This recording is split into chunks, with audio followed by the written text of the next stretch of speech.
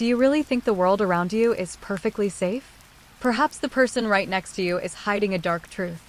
New Moon on our channel, we uncover bone-chilling crimes and psychological thrillers that you've never heard before. To dive into the depths of mystery, subscribe now, and if you enjoy the video, stay with us by leaving a like. Remember, the truth isn't always right in front of your eyes. Chapter 1, Part 1 of Into the Weddell Sea, Part 1. I decided to leave South Georgia about December 5th, and in the intervals of final preparation scanned against the plans for the voyage to winter quarters. What welcome was the Weddell Sea preparing for us? The whaling captains at South Georgia were generously ready to share with me their knowledge of the waters in which they pursued their trade, and while confirming earlier information as to the extreme severity of the ice conditions in this sector of the Antarctic, they were able to give advice that was worth attention. It will be convenient to state here briefly some of the considerations that weighed with me at that time and in the weeks that followed. I knew that the ice had come far north that season and, after listening to the suggestions of the whaling captains, had decided to steer to the South Sandwich Group, round Ultima Thule, and work as far to the eastward as the 15th meridian west longitude before pushing south. The whalers emphasized the difficulty of getting through the ice in the neighborhood of the South Sandwich Group. They told me they had often seen the floes come right up to the group in the summertime, and they thought the expedition would have to push through heavy pack in order to reach the Weddell Sea. Probably the best time to get into the Weddell Sea would be the end of February or the beginning of March. The whalers had gone right round the South Sandwich Group, and they were familiar with the conditions. The predictions they made induced me to take the deck-load of coal, for, if we had to fight our way through to Coatsland, we would need every ton of fuel the ship could carry. I hoped that by first moving to the east as far as the 15th meridian west, we would be able to go south through looser ice, pick up Coatsland, and finally reach Vassal Bay, where Filchner made his attempt at landing in 1912. Two considerations were occupying my mind at this juncture. I was anxious for certain reasons to winter the Endurance in the Weddell Sea, but the difficulty of finding a safe harbor might be very great. If no safe harbor could be found, the ship must winter at South Georgia. It seemed to me hopeless now to think of making the journey across the continent in the first summer, as the season was far advanced and the ice conditions were likely to prove unfavorable. In view of the possibility of wintering the ship in the ice, we took extra clothing from the stores at various stations in South Georgia. The other question that was giving me anxious thought was the size of the shore party. If the ship had to go out during the winter, or if she broke away from winter quarters, it would be preferable to have only a small, carefully selected party of men ashore after the hut had been built and the stores landed. These men could proceed to lay out depots by man-haulage and make short journeys with the dogs, training them for the long early march in the following spring.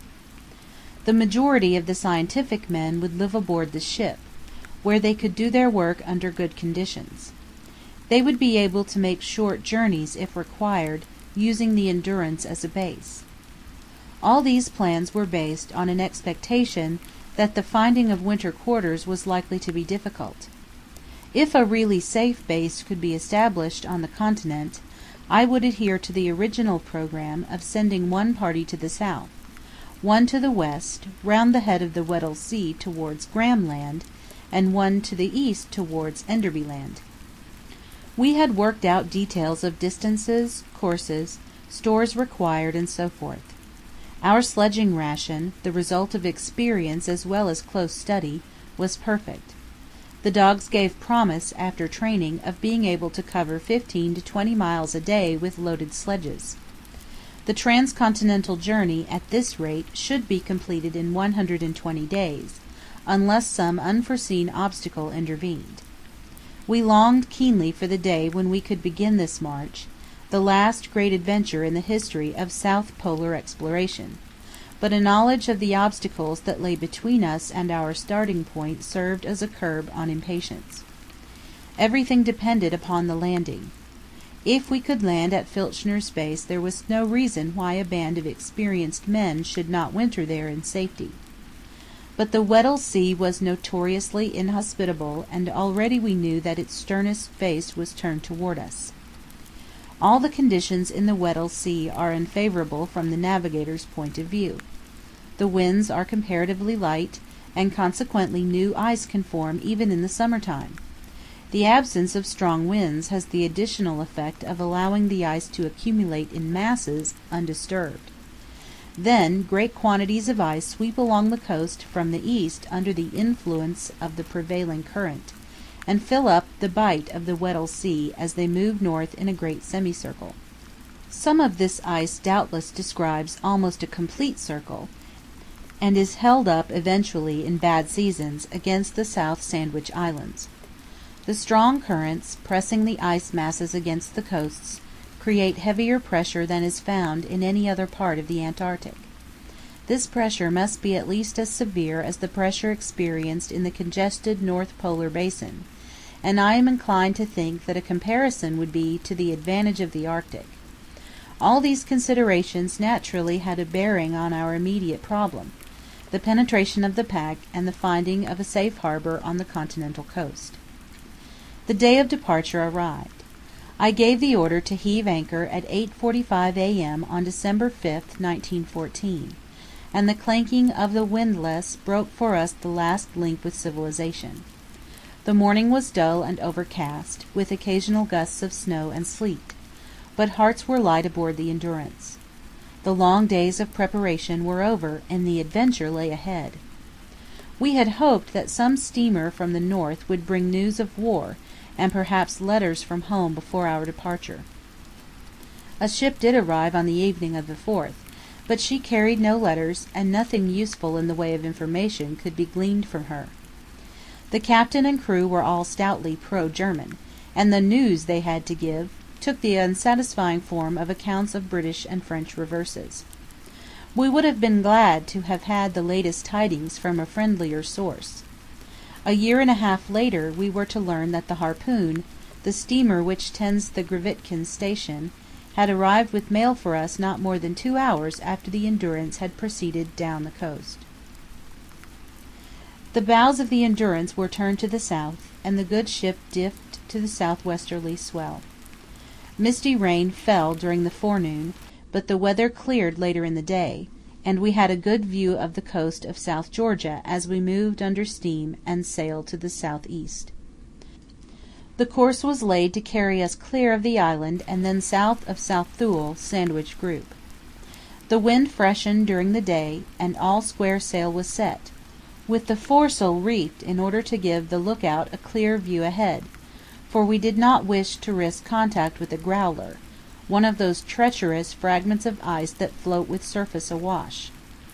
The ship was very steady in the quarterly sea, but certainly did not look as neat and trim as she had done when leaving the shores of England 4 months earlier.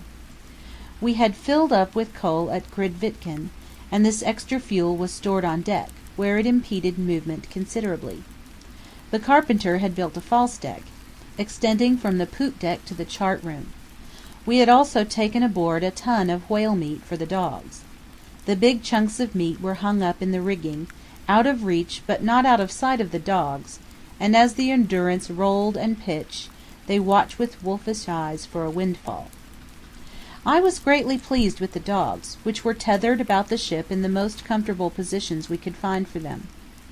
They were in excellent condition, and I felt that the expedition had the right tractive power. They were big, sturdy animals, chosen for endurance and strength, and if they were as keen to pull our sledges as they were now to fight one another, all would be well. The men in charge of the dogs were doing their work enthusiastically, and the eagerness they showed to study the natures and habits of their charges gave promise of efficient handling and good work later on. During December 6th the Endurance made good progress on a southeasterly course. The northerly breeze had freshened during the night, and had brought up a high following sea. The weather was hazy, and we passed 2 bergs, several growlers, and numerous lumps of ice. Staff and crew were settling down to the routine. Bird life was plentiful, and we noticed Cape pigeons, whale birds, terns, mollymoks, nellies, sooty, and wandering albatrosses in the neighborhood of the ship. The course was laid for the passage between Sanders Island and Candlemas Volcano. December 7 brought the first check. At 6 o'clock that morning the sea, which had been green in color all the previous day, changed suddenly to a deep indigo. The ship was behaving well in a rough sea, and some members of the scientific staff were transferring to the bunkers the coal we had stored on deck. Sanders Island and Candlemas were sighted early in the afternoon, and the Endurance passed between them at 6 p.m. Worsley's observations indicated that Sanders Island was, roughly, 3 miles east and 5 miles north of the charted position. Large numbers of bergs, mostly tabular in form, lay to the west of the islands, and we noticed that many of them were yellow with diatoms. One berg had large patches of red-brown soil down its sides. The presence of so many bergs was ominous, and immediately after passing between the islands we encountered stream ice. All sail was taken in, and we proceeded slowly under steam. 2 hours later, 15 miles northeast of Sanders Island, the Endurance was confronted by a belt of heavy pack ice, half a mile broad and extending north and south. There was clear water beyond, but the heavy southwesterly swell made the pack impenetrable in our neighborhood. This was disconcerting. The noon latitude had been 57 degrees 26 minutes south, and I had not expected to find pack ice nearly so far north, though the whalers had reported pack ice right up to South Thule. The situation became dangerous that night. We pushed into the pack in the hope of reaching open water beyond, and found ourselves after dark in a pool which was growing smaller and smaller. The ice was grinding around the ship in the heavy swell, and I watched with some anxiety for any indication of a change of wind to the east, since a breeze from that quarter would have driven us towards the land. Worsley and I were on deck all night, dodging the pack. At 3 a.m. we ran south, taking advantage of some openings that had appeared, but met heavy rafted pack ice, evidently old. Some of it had been subjected to severe pressure. Then we steamed northwest and saw open water to the northeast. I put the Endurance's head for the opening, and, steaming at full speed, we got clear. Then we went east in the hope of getting better ice, and 5 hours later, after some dodging, we rounded the pack and were able to set sail once more. This initial tussle with the pack had been exciting at times. Pieces of ice and bergs of all sizes were heaving and jostling against each other in the heavy southwesterly swell. In spite of all our care, the Endurance struck large lumps stem on, but the engines were stopped in time and no harm was done. The scene and sounds throughout the day were very fine. The swell was dashing against the sides of huge bergs and leaping right to the top of their icy cliffs. Sanders Island lay to the south, with a few rocky faces peering through the misty, swirling clouds that swathed it most of the time, the booming of the sea running into ice caverns, the swishing break of the swell on the loose pack, and the graceful bowing and undulating of the inner pack to the steeply rolling swell, which here was robbed of its break by the masses of ice to windward. We skirted the northern edge of the pack in clear weather, with a light southwesterly breeze and an overcast sky. The bergs were numerous. During the morning of December 9, an easterly breeze brought hazy weather with snow, and at 4:30 p.m. we encountered the edge of pack ice in latitude 58 degrees 27 minutes south, longitude 28 degrees 8 minutes west.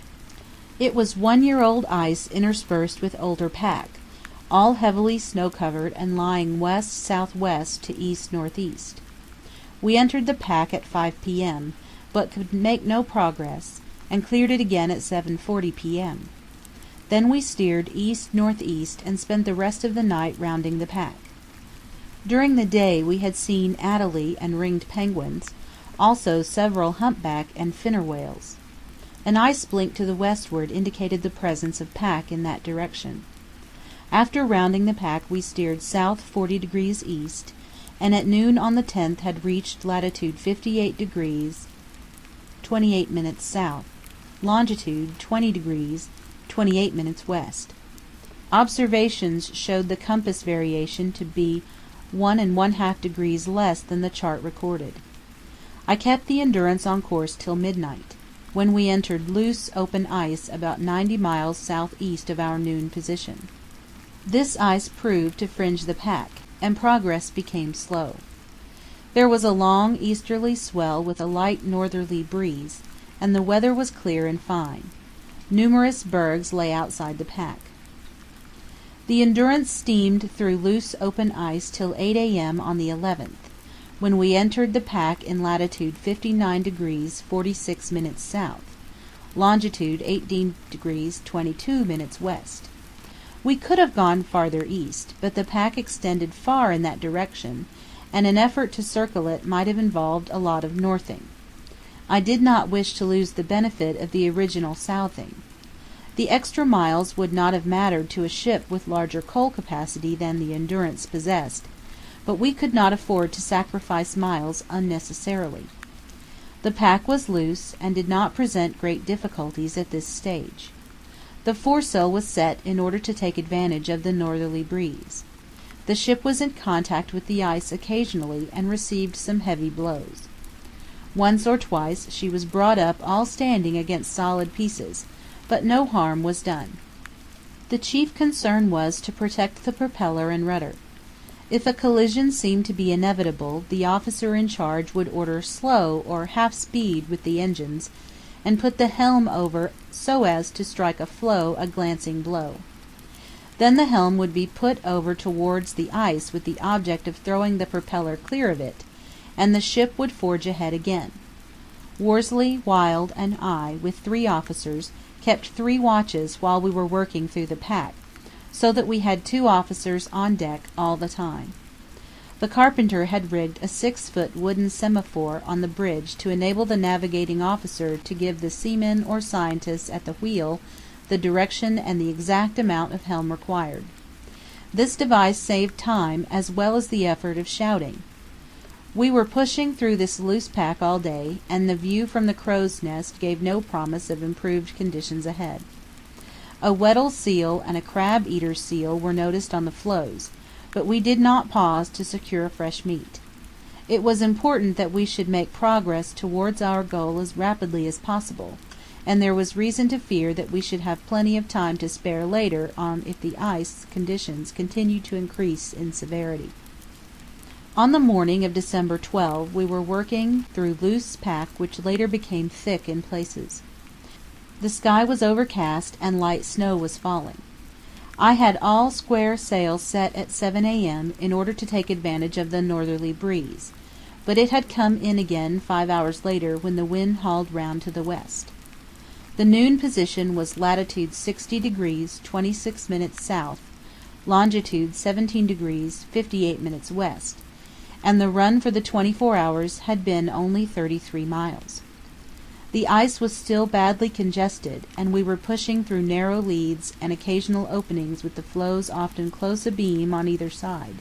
Antarctic, snow and stormy petrels, fulmars, white-rumped terns, and adelies were around us. The quaint little penguins found the ship a cause of much apparent excitement and provided a lot of amusement aboard. One of the standing jokes was that all the adelies on the floe seemed to know Clark, and when he was at the wheel rushed along as fast as their legs could carry them, yelling out "Clark, Clark," and apparently very indignant and perturbed that he never waited for them or even answered them. We found several good leads to the south in the evening, and continued to work southward throughout the night and the following day. The pack extended in all directions as far as the eye could reach. The noon observations showed the run for the 24 hours to be 54 miles, a satisfactory result under the conditions. Wild shot a young Ross seal on the floe, and we maneuvered the ship alongside. Hudson jumped down, bent a line on to the seal, and the pair of them were hauled up. The seal was 4 foot 9 inches long and weighed about 90 pounds. He was a young male and proved very good eating, but when dressed and minus the blubber made little more than a square meal for our 28 men, with a few scraps for our breakfast and tea. The stomach contained only amphipods about an inch long, allied to those found in the whales at Gretivkin. The conditions became harder on December 14th. There was a misty haze and occasional falls of snow. A few bergs were in sight. The pack was denser than it had been on the previous days. Older ice was intermingled with young ice, and our progress became slower. The propeller received several blows in the early morning, but no damage was done. A platform was rigged under the jib boom in order that Hurley might secure some kinematograph pictures of the ship breaking through the ice. The young ice did not present difficulties to the Endurance, which was able to smash a way through, but the lumps of older ice were more formidable obstacles, and conning the ship was a task requiring close attention. The most careful navigation could not prevent an occasional bump against ice too thick to be broken or pushed aside.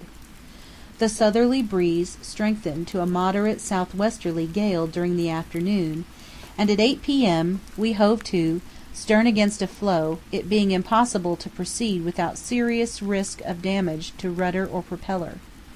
I was interested to notice that, although we had been steaming through the pack for 3 days, the northwesterly swell still held with us. It added to the difficulties of navigation in the lanes, since the ice was constantly in movement. End of Chapter 1, Part 1.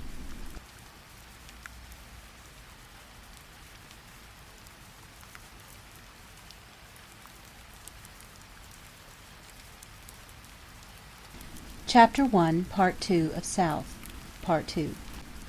The Endurance remained against the floe for the next 24 hours, when the gale moderated. The pack extended to the horizon in all directions and was broken by innumerable narrow lanes. Many bergs were in sight, and they appeared to be travelling through the pack in a southwesterly direction under the current influence. Probably the pack itself was moving northeast with the gale. Clark put down a net in search of specimens, and at 2 fathoms it was carried southwest by the current and fouled the propeller. He lost the net, 2 leads, and a line. 10 bergs drove to the south through the pack during the 24 hours. The noon position was 61 degrees 31 minutes south, longitude 18 degrees 12 minutes west. The gale had moderated at 8 p.m., and we made 5 miles to the south before midnight, and then we stopped at the end of a long lead, waiting till the weather cleared. It was during this short run that the captain, with the semaphore hard aport, shouted to the scientist at the wheel, "Why in paradise don't you port?" The answer came in indignant tones, "I am blowing my nose." The Endurance made some progress on the following day. Long leads of open water ran towards the southwest, and the ship smashed at full speed through occasional areas of young ice till brought up with a heavy thud against a section of older floe. Worsley was out on the jib boom end for a few minutes while Wild was conning the ship, and he came back with a glowing account of a novel sensation. The boom was swinging high and low and from side to side, while the massive bows of the ship smashed through the ice, splitting it across, piling it mass on mass, and then shouldering it aside. The air temperature was 37 degrees Fahrenheit, pleasantly warm, and the water temperature 29 degrees Fahrenheit.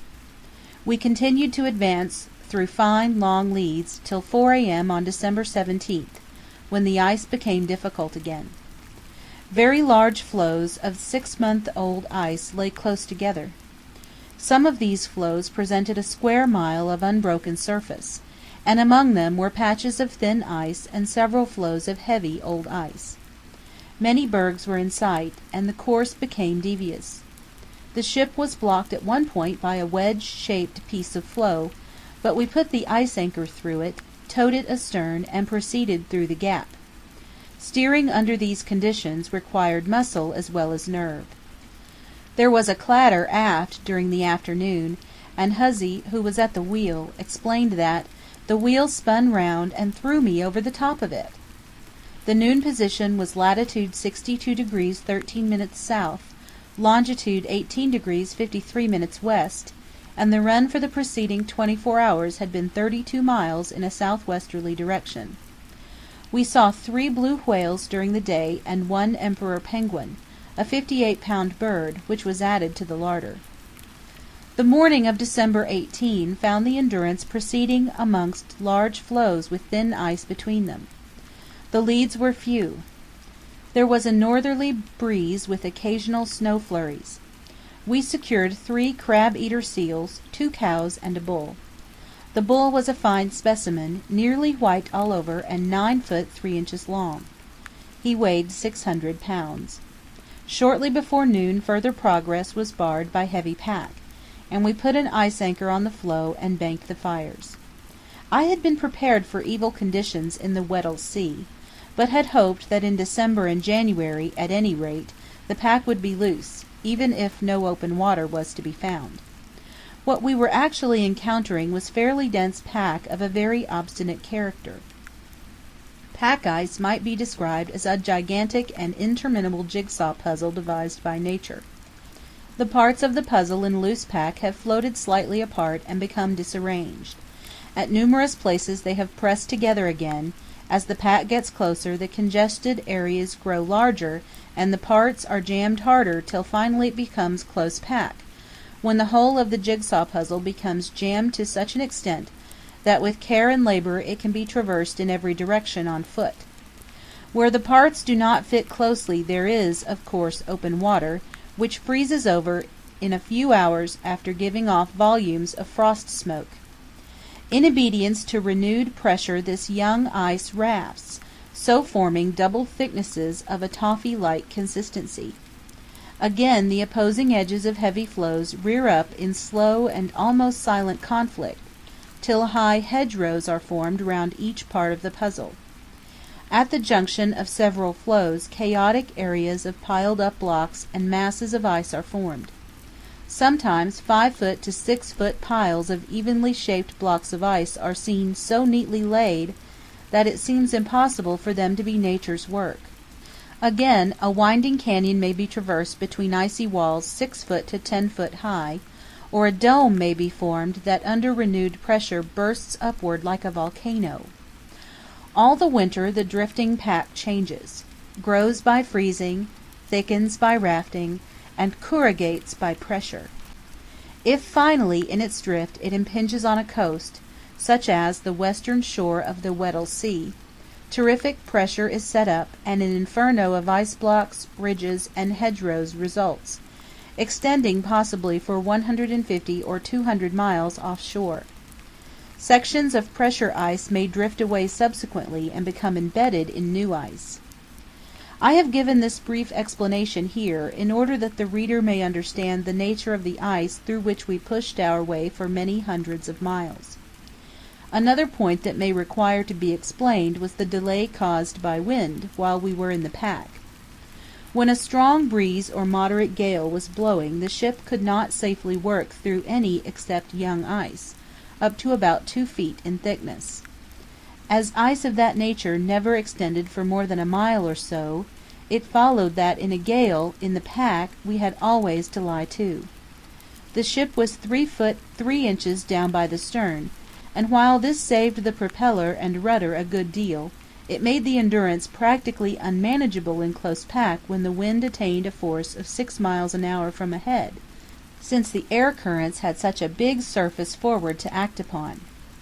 The pressure of wind on bows and the yards of the foremast would cause the bows to fall away, and in these conditions the ship could not be steered into the narrow lanes and leads through which we had to thread our way. The falling away of the bows, moreover, would tend to bring the stern against the ice, compelling us to stop the engines in order to save the propeller. Then the ship would become unmanageable and drift away, with the possibility of getting excessive sternway on her and so damaging rudder or propeller, the Achilles heel of a ship in pack ice. While we were waiting for the weather to moderate and the ice to open, I had the Lucas sounding machine rigged over the rudder trunk and found the depth to be 2,810 fathoms. The bottom sample was lost, owing to the line parting 60 fathoms from the end. During the afternoon 3 Adelie penguins approached the ship across the floe while Hussey was discoursing sweet music on the banjo. The solemn-looking little birds appeared to appreciate "It's a Long Way to Tipperary," but they fled in horror when Hussey treated them to a little of the music that comes from Scotland. The shouts of laughter from the ship added to their dismay, and they made off as fast as their short legs would carry them. The pack opened slightly at 6:15 p.m., and we proceeded through lanes for 3 hours before being forced to anchor to a floe for the night. We fired a Hjort Mark harpoon, No. 171, into a blue whale on this day. The conditions did not improve during December 19. A fresh to strong northerly breeze brought haze and snow, and after proceeding for 2 hours the Endurance was stopped again by heavy floes. It was impossible to maneuver the ship in the ice, owing to the strong wind, which kept the floes in movement and caused lanes to open and close with dangerous rapidity. The noon observation showed that we had made 6 miles to the southeast in the previous 24 hours. All hands were engaged during the day in rubbing shoots off our potatoes, which were found to be sprouting freely. We remained moored to a floe over the following day, the wind not having moderated.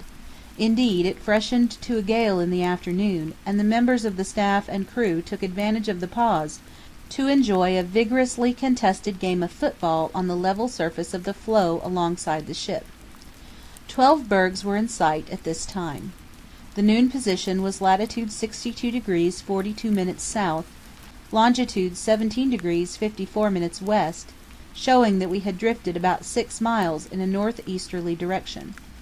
Monday, December 21, was beautifully fine, with a gentle west-northwesterly breeze.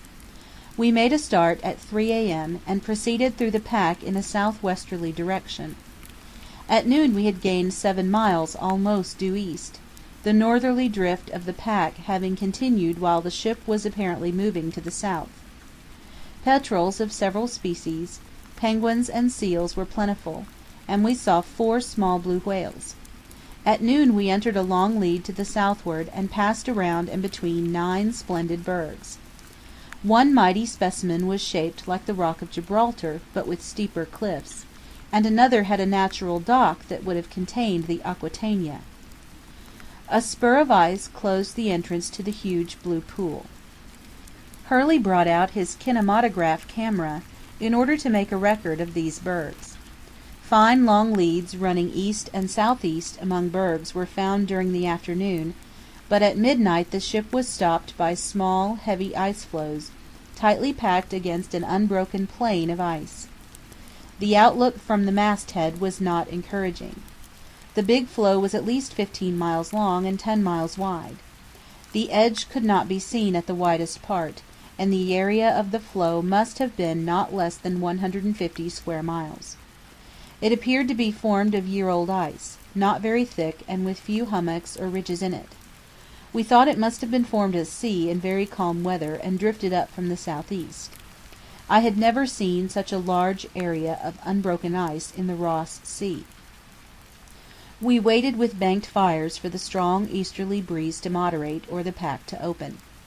At 6:30 p.m. on December 22 some lanes opened and we were able to move towards the south again. The following morning found us working slowly through the pack, and the noon observation gave us a gain of 19 miles south, 41 degrees west for the 17½ hours under steam. Many year-old adelies, 3 crab-eaters, 6 sea leopards, 1 Weddell and 2 blue whales were seen. The air temperature, which had been down to 25 degrees Fahrenheit on December 21, had risen to 34 degrees Fahrenheit. While we were working along leads to the southward in the afternoon, we counted 15 bergs. 3 of these were table-topped, and 1 was about 70 feet high and 5 miles long. Evidently it had come from a barrier edge. The ice became heavier but slightly more open, and we had a calm night with fine long leads of open water. The water was so still that new ice was forming on the leads. We had a run of 70 miles to our credit at noon on December 24th, the position being latitude 64 degrees 31 minutes south, longitude 17 degrees 17 minutes west. All the dogs except 8 had been named. I do not know who had been responsible for some of the names, which seemed to represent a variety of tastes. They were as follows: Rugby, Upton Bristol, Millhill, Songster, Sandy, Mac, Mercury, Wolf, Amundsen, Hercules, Hackenschmidt, Samson, Sammy, Skipper, Caruso, Sub, Ulysses, Spotty, Bosun, Slobbers, Sadie, Sue, Sally, Jasper, Tim, Sweep, Martin, Splitlip, Luke, Saint, Satan, Chips, Stump, Snapper, Painful, Bob, Snowball, Jerry, Judge, Sooty, Rufus, Sidelights, Simeon, Swanker, Chirgwin, Steamer, Peter, Fluffy, Steward, Slippery, Elliot, Roy, Noel, Shakespeare, Jamie, Bummer, Smuts, Lupoid, Spider, and Sailor. Some of the names, it will be noticed, had a descriptive flavor. Heavy floes held up the ship from midnight till 6 a.m. on December 25, Christmas Day. Then they opened a little, and we made progress till 11:30 a.m., when the leads closed again. We had encountered good leads and workable ice during the early part of the night, and the noon observations showed that our run for the 24 hours was the best since we had entered the pack a fortnight earlier. We had made 71 miles south, 4 degrees west. The ice held us up till the evening, and then we were able to follow some leads for a couple of hours before the tightly packed floes and the increasing wind compelled a stop. The celebration of Christmas was not forgotten. Grog was served at midnight to all on deck. There was grog again at breakfast for the benefit of those who had been in their bunks at midnight. Lees had decorated the ward-room with flags, and had a little Christmas present for each of us. Some of us had presents from home to open. Later there was a really splendid dinner, consisting of turtle soup, whitebait, jugged hare, Christmas pudding, mince pies, dates, figs, and crystallized fruits, with rum and stout as drinks. In the evening everybody joined a sing-song. Huzzy had made a one-stringed violin, on which, in the words of Worsley, he discoursed quite painlessly. The wind was increasing to a moderate southeasterly gale, and no advance could be made, so we were able to settle down to the enjoyments of the evening. The weather was still bad on December 26 and 27, and the Endurance remained anchored to a floe. The noon position on the 26th was latitude 65 degrees 41 minutes south, longitude 17 degrees 36 minutes west. We made another sounding on this day with the Lucas machine, and found bottom at 2,819 fathoms. The specimen brought up was a terrigenous blue mud, glacial deposit, with some radiolaria. Every one took turns at the work of heaving in, 2 men working together in 10-minute spells. Sunday, December 27th, was a quiet day aboard. The southerly gale was blowing the snow in clouds off the floe, and the temperature had fallen to 23 degrees Fahrenheit. The dogs were having an uncomfortable time in their deck quarters. The wind had moderated by the following morning, but it was squally with snow flurries, and I did not order a start until 11 p.m. The pack was still close, but the ice was softer and more easily broken. During the pause the carpenter had rigged a small stage over the stern. A man was stationed there to watch the propeller and prevent it striking heavy ice, and the arrangement proved very valuable. It saved the rudder as well as the propeller from many blows. The high winds that had prevailed for 4.5 days gave way to a gentle southerly breeze in the evening of December 29. Owing to the drift, we were actually 11 miles farther north than we had been on December 25th.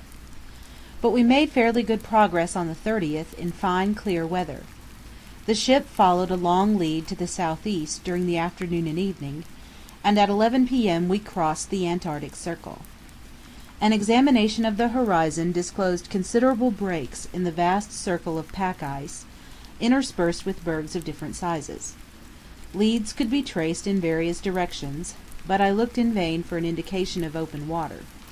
The sun did not set that night, and as it was concealed behind a bank of clouds we had a glow of crimson and gold to the southward, with delicate pale green reflections in the water of the lanes to the southeast. The ship had a serious encounter with the ice on the morning of December 31.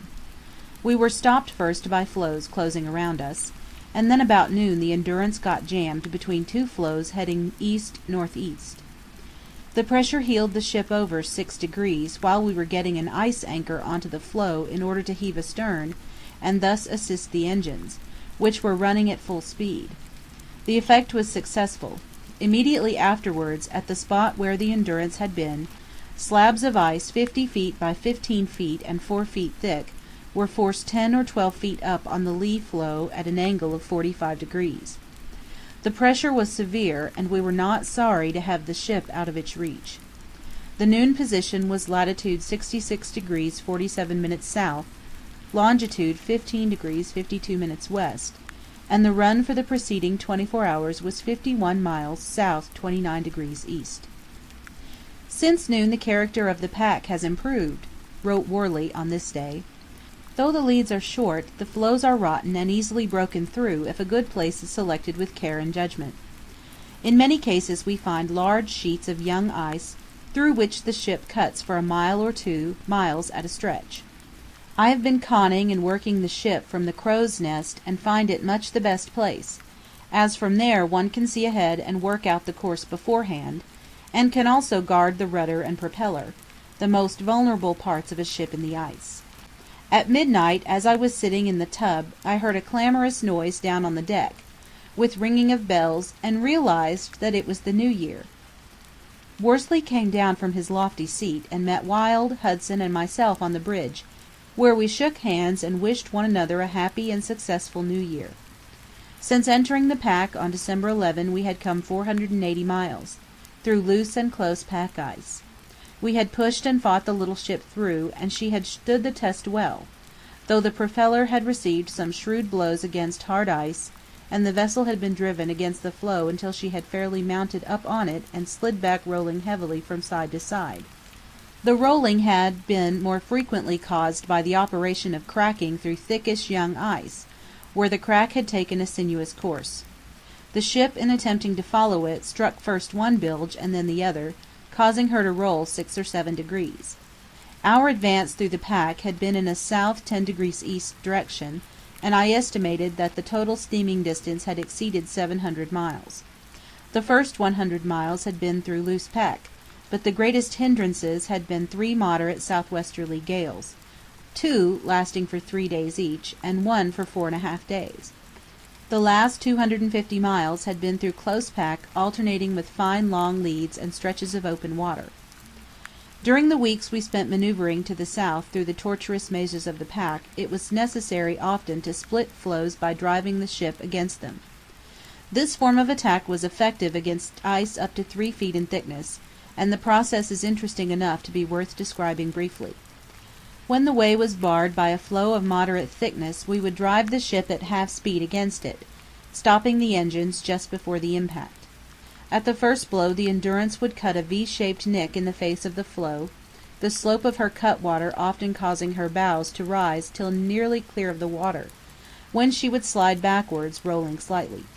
Watching carefully that loose lumps of ice did not damage the propeller, we would reverse the engines and back the ship off 200 to 300 yards. She would then be driven full speed into the V, taking care to hit the center accurately. The operation would be repeated until a short dock was cut, into which the ship, acting as a large wedge, was driven. At about the 4th attempt, if it was to succeed at all, the floe would yield.